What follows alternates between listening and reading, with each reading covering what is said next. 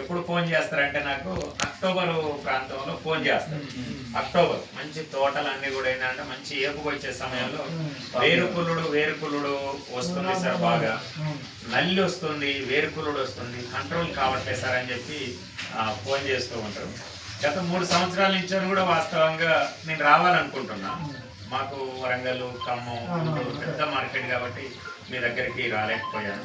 కానీ ఈరోజు అనుకోకుండా మీ దగ్గరికి రావటం, పాండన్న వెంకటేశ్వరరావు గారు, గుర్రపూడి వెంకటేశ్వరరావు గారికి కలిశాము.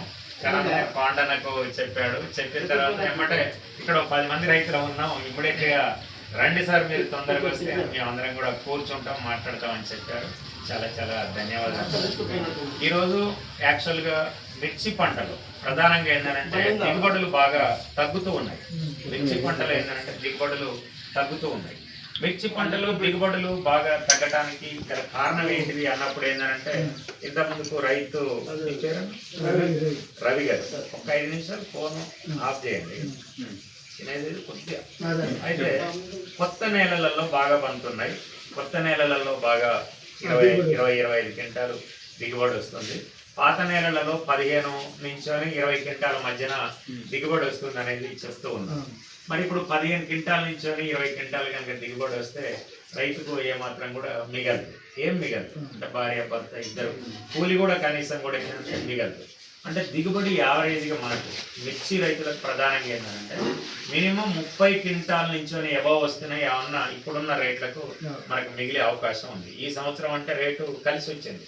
మరి గత 5-6 సంవత్సరాల నుంచి రేటు యావరేజ్గా 10-12,000, 15,000 యావరేజ్ ఈ రేటు ఉంటుంది. ఈ రేటు ఉన్నప్పుడు ఏంటంటే రైతుకు ఖచ్చితంగా 30 క్వింటాలు ఎబవ్ రావాలి. మరి 30 క్వింటాలు పండుద్దా? 30 క్వింటాలు పండుద్దా?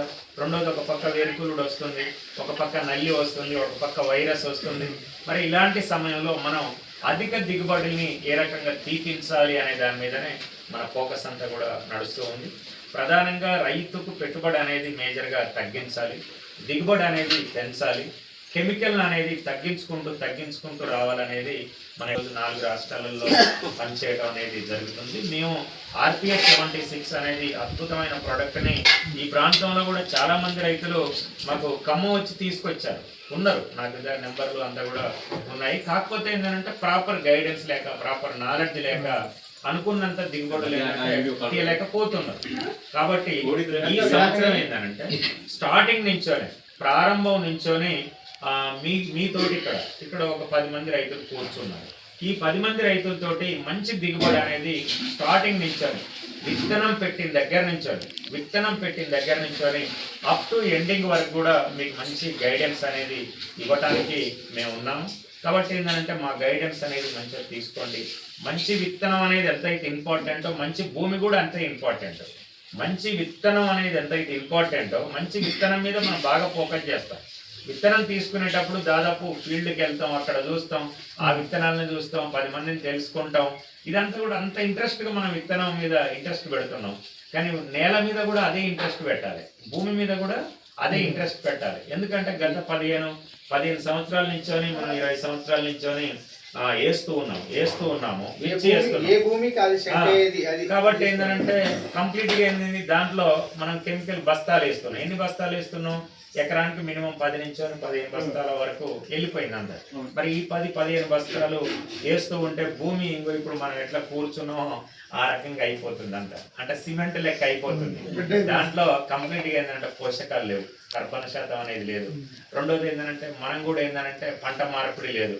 వేసిన గెట్లని మొత్తం టోటల్గా మిర్చి పదే వేయటం. రెండోది ఈ సంవత్సరం 10 బస్తాలు, వచ్చే సంవత్సరం ఇంకొక 2 బస్తాలు, వచ్చే సంవత్సరం ఇంకొక, అంటే ఈ రకంగా పెరుగుకుంటూ వెళ్తూ ఉంది. కాబట్టి ఏంటంటే మీరు కెమికల్ని కొద్దిగా తగ్గించుకుంటూ భూమి యొక్క సారాన్ని కనుక మనం పెంచుకోగలిగితే అద్భుతమైన దిగుబడులు అనేది మీరు తీసుకోవచ్చు. మరి భూమి సారాన్ని ఎట్లా పెంచుకోవాలి? ఈరోజు పశువుల ఎరువులు లేవు మన దగ్గర. మొత్తం టోటల్గా ఏంటంటే పశువుల ఎరువులన్నీ కూడా పశువులు లేవు, పశువుల కాస్టోలు లేరు.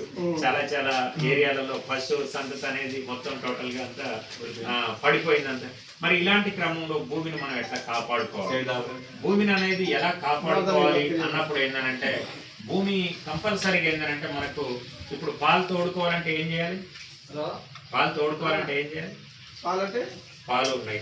పాలు మజ్జిగ పోస్తే